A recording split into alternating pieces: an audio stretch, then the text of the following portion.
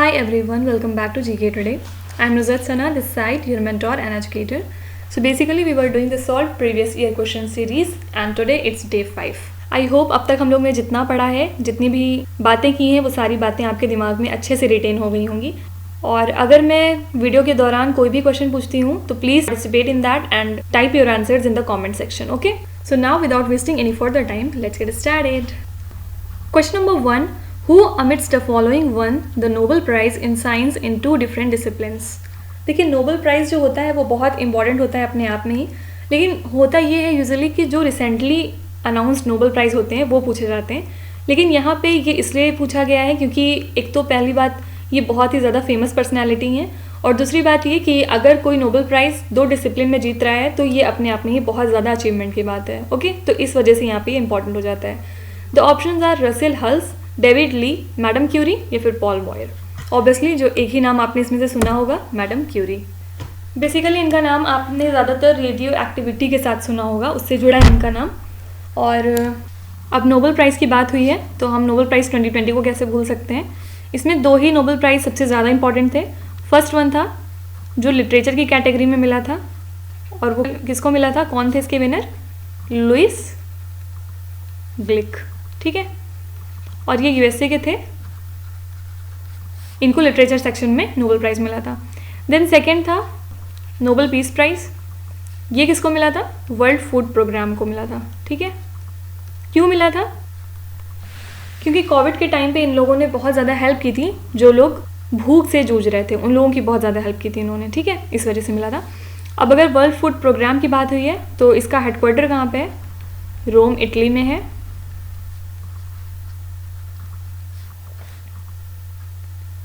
और ये कब स्टैब्लिश हुआ था ये मैंने आपको बताया है, tell me in the comment section, okay? Usually Nobel prize जो होता है वो 6 कैटेगरीज में दिया जाता है। फर्स्ट हो गया लिटरेचर, सेकंड हो गया पीस, देन थर्ड होता है फिज़िक्स। और फिज़िक्स में एक्चुअली एक लोग को कभी नहीं मिलता है, 3-4 लोग इसमें होते हैं, इस बार भी 3 लोग थे इसमें। देन केमिस्ट्री, और जब ज़्यादा लोग होते हैं तो ऑब्वियसली उसको पूछने का कम चांस होता है, लेकिन ये दोनों बहुत ज़्यादा इंपॉर्टेंट है, ठीक है? केमिस्ट्री में भी इस बार 2 लोग को मिला था। फिफ्थ है मेडिसिन एंड लास्ट है फिजियोलॉजी, ओके?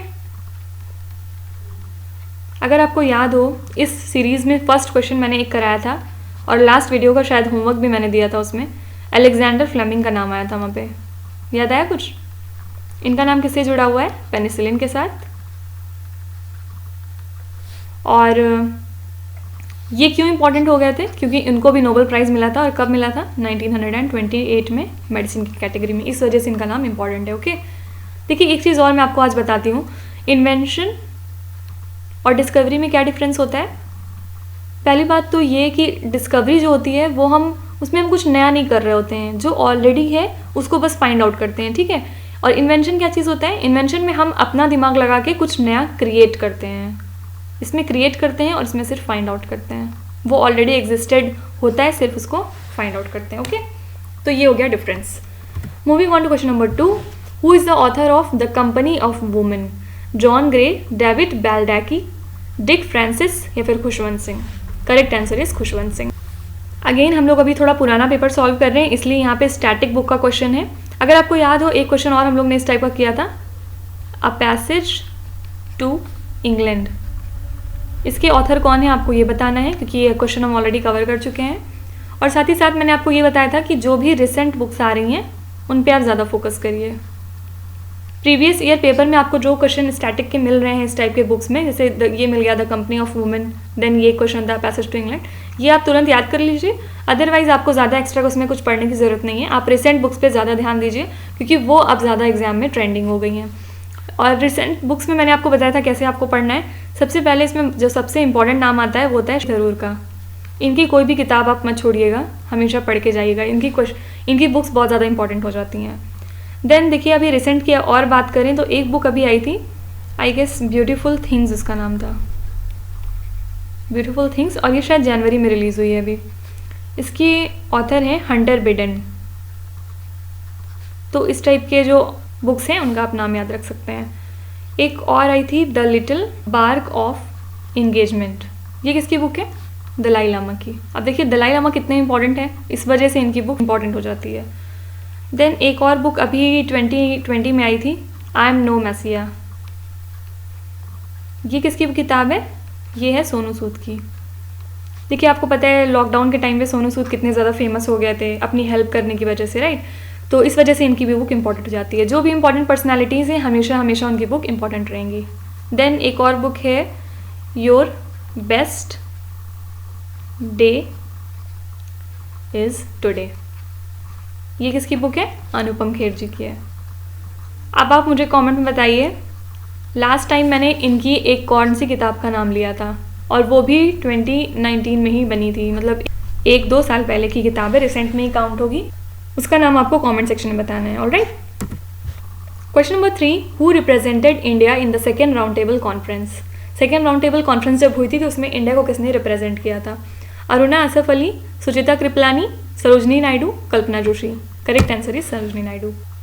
सरोजनी नायडू को हम और क्या कहते हैं? The nightingale of India, right? और अब आपको मुझे ये बताना है कि द नाइटिंगेल ऑफ इंडिया, इनको ये टाइटल किसने दिया था? सबसे पहले आपको ये पता होना चाहिए राउंड टेबल कॉन्फ्रेंस के बारे में कि 3 राउंड टेबल कॉन्फ्रेंसेस हुई थी। ओके, अगर फर्स्ट आरटीसी की बात करें तो ये कब से कब तक हुई थी? एक्चुअली ये सारी की सारी 1930 से लेके 1932 के बीच में तीनों ही राउंड टेबल कॉन्फ्रेंस हो गई थी।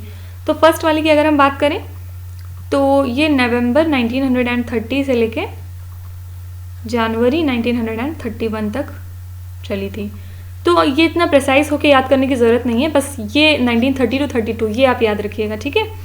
और इसमें इम्पॉर्टेंट बात एक ये थी कि जो मुस्लिम लीग था उसने पार्ट लिया था इस कॉन्फ्रेंस में, ठीक है? देन हुई थी सेकेंड राउंड टेबल कॉन्फ्रेंस, ये हुई थी सितंबर 1931 से दिसंबर 1931 तक। ये शायद सही है, लेकिन फिर भी आपको याद करने की बिल्कुल ज़रूरत नहीं है। और इसमें मुस्लिम लीग को ही रिप्रेजेंट किसने किया था? अल्लामा इकबाल ने। तो ये नाम इंपॉर्टेंट हो जाता है। कभी आपसे पूछ सकते हैं कि सेकेंड राउंड टेबल कॉन्फ्रेंस में मुस्लिम लीग की तरफ से कौन रिप्रेजेंटेटिव थे, तो वो थे Allama Iqbal. Then third round table conference कौन सी थी? ये हुई थी नवंबर 1932 और बस एक महीने चली थी, दिसंबर 1932 तक, ठीक है? तो ये सेकेंड वाली की यहाँ पे बात हो रही है जिसमें आपकी सरोजनी नायडू जाती हैं और हिस्सा लेती हैं। एक क्वेश्चन बहुत फेमस आता है राउंड टेबल कॉन्फ्रेंस से, ऐसे कौन से 2 पर्सनैलिटीज़ हैं who took part in all the 3 round table conferences? ऐसे 2 लोग थे, आपको नाम बताना है। First one is our BR Ambedkar sahab ji and the second one is Tej Bahadur Sapru, ठीक है? ये दोनों नाम बहुत इंपॉर्टेंट है, प्लीज़ याद रखिएगा। कभी भी ये क्वेश्चन आप देख सकते हैं अपने एग्जाम में। इसके बाद एक चीज़ और आपसे पूछ सकते हैं, कौन सी ऐसी राउंड टेबल कॉन्फ्रेंस है जिसमें गांधी जी ने हिस्सा लिया था? तो वो थी second round table conference. Actually जब फर्स्ट वाली होती है उसका जब रिजल्ट आता है, क्यों होती है सबसे पहले तो राउंड टेबल कॉन्फ्रेंस? क्योंकि ये ब्रिटेन अपने शहर में आयोजित करते हैं और उनका मेन पर्पज़ ये रहता है कि ठीक है आप यहाँ पर आइए और हम यहाँ पर बैठ के समझते हैं कि अब आगे क्या करना है, समझौते करते हैं कुछ, ठीक है? तो जब रिजल्ट आता है फर्स्ट राउंड टेबल कॉन्फ्रेंस का, उससे बिल्कुल भी गांधी जी सेटिस्फाई नहीं होते हैं। उसके बाद वो शुरू कर देते हैं अपना सिविल डिसोबीडियंस, ठीक है? तो फिर सेकेंड राउंड टेबल कॉन्फ्रेंस में उनको भी बुलाया जाता है कि ठीक है आप भी आइए और आप अपनी बातें रखिए। तो इस वजह से वो सेकेंड राउंड टेबल कॉन्फ्रेंस में पार्ट लेते हैं। और एक चीज़ और अगर आपको याद हो, एक क्वेश्चन बहुत पूछते हैं, पूना पैक्ट हुआ था इसी के आसपास राउंड टेबल कॉन्फ्रेंस के बाद, ये कब किसके और किसके बीच में हुआ था? तो ये हमेशा याद रखिएगा कि ये गांधी जी और भीमराव अम्बेडकर के बीच में हुआ था। ओके, बहुत इंपॉर्टेंट क्वेश्चन है ये, प्लीज़ याद रखिएगा। क्यों हुआ था इसके बारे में हम लोग कभी डिटेल में बात करेंगे जब ये क्वेश्चन आएगा, अभी बस इतना याद रखिए, एनफ रहेगा। Question number 4, the rulers of which dynasty started the practice of granting tax free villages to Brahmins and Buddhist monks? यानी कौन सी डायनेस्टी के जो रूलर्स थे उन्होंने ब्राह्मण्स और बुद्धिस्ट मॉन्क्स को टैक्स फ्री विलेजेस देने की बात करी थी? Satavahanas, Mauryas, Guptas, Cholas. As answer is written Satavahanas. Okay, सबसे पहले अगर आपसे पूछते हैं सतवाहनास अब प्रेजेंट डे कौन सा स्टेट है, तो यूजुअली ये जो तेलंगाना होता है, अभी प्रेजेंट में जो तेलंगाना है, या फिर जो आंध्रा का एरिया है थोड़ा सा, आंध्र प्रदेश का, ये सब मिला के सतवाहनास था। ओके, और अगर इसके कैपिटल के बारे में बात करें, सतवाहनास की कैपिटल क्या थी? तो एक्चुअली इसका नाम बहुत कॉम्प्लिकेटेड सा है, मैं लिख दे रही हूँ। प्रतिष्ठाना, ये कोई मतलब वर्ड है हिंदी का, प्रतिष्ठान वो है यहाँ, वो इसकी कैपिटल थी। ओके, और बाद में चेंज करके अमरावती भी कर लेते हैं इसकी अपनी कैपिटल। वेरी इंपॉर्टेंट, फाउंडर कौन है इस डायनेस्टी के, तो वो है सिमुका सतवाहना। ठीक है, एंड अगर आपसे लास्ट रूलर पूछते हैं, इसके लास्ट रूलर एक्चुअली दो थे। सबसे पहले रियल जो लास्ट रूलर हैं उसके वो हैं पुलमई IV, और अगर आपसे पूछते हैं पावरफुल लास्ट रूलर कौन थे, तो वो थे यज्ञश्री सतकर्णी। ठीक है, अगर आपसे पावरफुल लास्ट रूलर पूछते हैं तो ये आंसर हो जाएगा, अगर सिर्फ लास्ट रूलर पूछते हैं तो पुलमई IV। देखिए इसी तरह शायद मैंने पार्ट 3 में एक चीज़ आपको बताई थी, हम बात कर रहे थे गुप्ता एरा के बारे में, राइट, और वहाँ पे मैंने आपको बताया था कि जो उसके फाउंडर हैं चंद्रगुप्त फर्स्ट, मैंने आपको बताया था। देखिए मैं वहाँ पे एक बात आपको बताना भूल गई थी, वो उसके रियल फाउंडर माने जाते हैं, लेकिन जो एक्चुअली इसके फाउंडर थे वो थे श्रीगुप्त। आप लोग सही बता रहे थे कमेंट में, I am sorry for that. मैं ये 2 पॉइंट्स आपको वहाँ पे बताना भूल गई थी, इसलिए शायद थोड़ा सा मिसअंडरस्टूड हो गया था। I am again very sorry for that. Okay, moving on to question number 5, the Bandung conference was a major milestone in the history of the non align movement, Indo Chinese relationship, US Vietnam war, या फिर creation of ASEAN. सबसे पहले बांदुंग conference क्या था, एक तरह की meeting थी बिटवीन एशियन अफ्रीकन स्टेट्स। ठीक है, एक्चुअली एशिया और अफ्रीका की उस टाइम पे बिल्कुल बनती नहीं थी, और इस वजह से ये एक कॉन्फ्रेंस कराई गई थी। और ये एक्चुअली बांदुंग एक प्लेस है, उसी के नाम पे कॉन्फ्रेंस का नाम रखा गया था। और बांदुंग ये प्लेस कहाँ पे है, ये है इंडोनेशिया में। ठीक है, और ये कॉन्फ्रेंस कब हुई थी, 1955 में।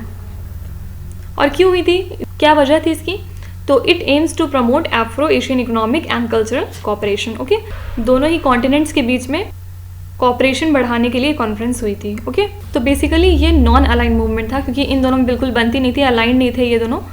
मतलब देखिए एक तरह से आप ये समझ सकते हैं कि जो नॉन अलाइन मूवमेंट होता है वो कब होता है, जब 2 तरह के अपोजिट पार्टी खड़े होते हैं। ठीक है, इनका कुछ और व्यू होता है, इनका कुछ और व्यू होता है, तो उस चीज़ का कॉमन व्यू लाने के लिए ये इस चीज़ को बोलते हैं नॉन अलाइन मूवमेंट, ऐसा कोई मूवमेंट। तो यहाँ पे करेक्ट आंसर है नॉन अलाइन मूवमेंट। ओके, और देखिए अगर एशियान की बात हो गई यहाँ पे, सबसे पहले एशियान का फुल फॉर्म क्या होता है, the association of south east Asian Nations. Okay, इसका फुल फॉर्म आप याद रख सकते हैं, इंपॉर्टेंट है।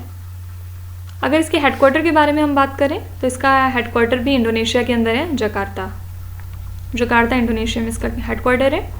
और प्रेजेंट में इसमें कितनी कंट्रीज़ हैं, इसका आंसर आप मुझे कमेंट सेक्शन में देंगे, और सबके नाम भी बताएंगे। ओके, स्टैब्लिश ये कब हुआ था, 1967 में। ये आप छोड़ सकते हैं, ये उतना इंपॉर्टेंट नहीं है, लेकिन ये इंपॉर्टेंट है, हेडक्वार्टर इसका कहाँ है। ठीक, correct answer is first option. Question number 6, the most important text of Vedic mathematics is Shatapatha Brahmana, Atharvaveda, Sulvasutras, या फिर Chandogya Upanishad. Correct answer is Sulvasutras. देखिए सुल्वासूत्रास एक्चुअली एक तरह की मैथमेटिक्स की बुक है जो बहुत ही पुराने एरा में लिखी गई थी। इसमें बेसिक मैथमेटिक्स के फॉर्मूले हैं, इक्वेशंस हैं, और जैसे हम लोग पढ़ते हैं वैसे ही नॉर्मल सब कुछ है। बस ये थोड़ा सा इंपॉर्टेंट इस वजह से है क्योंकि ये वैदिक मैथमेटिक्स में आ जाती है, तो ये नाम आप सिर्फ याद रख सकते हैं, इसमें और कुछ इतना इंपॉर्टेंट नहीं है। बाकी वेदास आपके लिए इंपॉर्टेंट है। चारों वेदास के बारे में अगर एक बार क्विकली देखें, सबसे पहले Rigveda, then Samaveda, third one is Atharvaveda obviously, and last one is Yajurveda. इसके बारे में शायद मैंने पीछे भी आपको बताया है। ऋग्वेदा क्या डील करता है, अर्ली वैदिक लाइफ को, अर्ली वैदिक एरा में लोग कैसे रहते थे इसके बारे में। Samaveda is related to all about music. Atharvaveda में क्या है, हिम्स हैं, इनकार्टेशंस हैं, एंड मैजिकल स्पेल्स हैं। ठीक है, एंड यजुर्वेद में क्या है, रिचुअल्स हैं, यानी इसमें प्रोसेस बताया गया है कि कैसे आपको वर्शिप करनी चाहिए, प्रोसेस ऑफ वर्शिप। तो ये चीज़ें हम इतनी बार पढ़ेंगे कि डेफिनेटली ना चाह के भी आपको ये सारी चीज़ें याद हो ही जाएंगी। Moving on to question number 7, which of the following Indian states is broadly as large as the European nation Austria. Kerala, West Bengal, Orissa, Karnataka. यानी इसमें से इंडिया का कौन सा स्टेट ऑस्ट्रिया के बराबर है, आपको ये बताना है। Correct answer is West Bengal. सबसे पहले ऑस्ट्रिया के बारे में बात करते हैं। ये एक यूरोपियन कंट्री है, यूरोप में है, अगर यूरोप में है तो इसकी करेंसी क्या हो जाएगी? Definitely euro. कैपिटल के बारे में अगर बात करें, Vienna is the capital of Austria. Then अभी इसके पीएम कौन है? सेबेस्टियन कर्ज। ये न्यूज़ में रहते हैं, इस वजह से इंपॉर्टेंट है, काफ़ी ज़्यादा न्यूज़ में रहते हैं। एंड इसके प्रेसिडेंट कोई अलेक्जेंडर करके हैं, लेकिन याद नहीं रखना है आपको, प्रेसिडेंट यूजुअली नहीं पूछते हैं क्योंकि अलेक्जेंडर आगे आई डोंट नो क्या था। देखिए प्राइम मिनिस्टर से मुझे एक और क्वेश्चन अभी याद आ गया, एक है यंगेस्ट प्राइम मिनिस्टर। ये क्वेश्चन अभी बहुत ट्रेंडिंग था एग्जाम में, शायद 6 महीने पहले। यंगेस्ट प्राइम मिनिस्टर अगर आपसे पूछते हैं तो वो कौन है? सना मारिन। सना मारिन। और ये कहाँ के प्राइम मिनिस्टर हैं? ये हैं फिनलैंड के प्राइम मिनिस्टर। ओके, तो ये क्वेश्चन आपके लिए इंपॉर्टेंट हो जाता है। इसके अलावा वेस्ट बंगाल की बात हुई है तो कैपिटल क्या है? कोलकाता। प्रेजेंट में यहाँ पे सीएम कौन है? ममता बनर्जी। एंड यहाँ पे अभी गवर्नर कौन है? जगदीप धनखड़। देखिए जगदीप धनखड़ आप ऐसे भी याद रख सकते हैं। एक्चुअली होता ये है ना कि हम सीएम को बहुत ज़्यादा देखते रहते हैं न्यूज़ पे, तो ये चीज़ तो याद हो जाती है, लेकिन गवर्नर में हमें बहुत प्रॉब्लम होती है। लेकिन अभी क्या है, गवर्नर या सीएम में से एक नंबर का क्वेश्चन एसएससी में आना ही आना है, और जो रिसेंटली बने हैं, अपॉइंट हुए हैं, वो तो डेफिनेटली आएंगे। तो जगदीप धनखड़ का नाम आप ऐसे याद रख सकते हैं कि वहाँ पे एक्चुअली एक फेस्टिवल बहुत इंपॉर्टेंट होता है, दुर्गा पूजा, राइट। और उसमें बहुत सारे दिए वगैरह जलते हैं, तो आप ऐसे जगदीप और ऐसे करके कुछ रिलेट करके याद रख सकते हैं। मैंने ऐसे ही याद किया था, इसलिए मैंने आपको ये ट्रिक बता दी। Moving on to question number 8, which of the following districts is on the international border of India?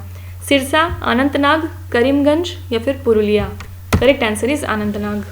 सबसे पहली बात तो ये मैंने आपको बताया था कि नाग वर्ड जहाँ आ जाएगा वो जम्मू कश्मीर से रिलेट करेगा, और अनंतनाग का एक्चुअली रियल नेम होता है इस्लामाबाद, ठीक है। और ये कहाँ पे है? जम्मू कश्मीर के बॉर्डर पे। तो बस इसमें और कुछ इतना इंपॉर्टेंट नहीं है। इससे ये पता चलता है कि आपको थोड़ा सा इंटरनेशनल बॉर्डर्स के बारे में नॉलेज होना चाहिए। Moving on to question number 9, the deposits of the ancient Tethys sea were folded to form the? Tethys सागर जब फोल्ड होता है तो कौन सा माउंटेन बनता है? हिमालयाज, रॉकीज, एंडस या फिर Alps? Correct answer is Himalayas.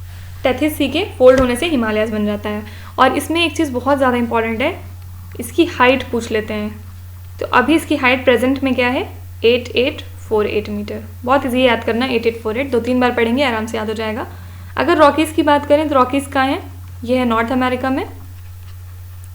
Then Indus कहाँ है? ये है साउथ अमेरिका में। एंड एल्प्स कहाँ है? यूरोप में है। देखिए एक एरिया होता है एक्चुअली यूरेशिया, क्या आपने कभी सुना है इसके बारे में? जो यूरोप कॉन्टिनेंट है और जो एशिया कॉन्टिनेंट है, इन दोनों को सेपरेट करने वाला एक एरिया है, उसी को हम बोलते हैं यूरेशिया, ठीक है। Question number 10, the largest irrigation canal in India is called the? Yamuna canal, Sirhind canal, Indira Gandhi canal या फिर upper Bari Doab canal? Correct answer is Indira Gandhi canal. अगर आपसे कभी पूछते हैं कि ये कैनल कहाँ से कहाँ तक है, सबसे पहले ये पंजाब से शुरू होती है और राजस्थान तक लगभग जाती है, ओके। एक बहुत इंपॉर्टेंट बात इसके बारे में ये है कि पहले इसका नाम क्या था? राजस्थान कैनल था इसका नाम, लेकिन बाद में 1984 में इसका रीनेम होता है और इसको नया नाम दिया जाता है इंदिरा गांधी कैनल, ठीक है। तो कभी आपसे पूछ सकते हैं कि इंदिरा गांधी कैनल का पुराना नाम क्या था? That was Rajasthan canal.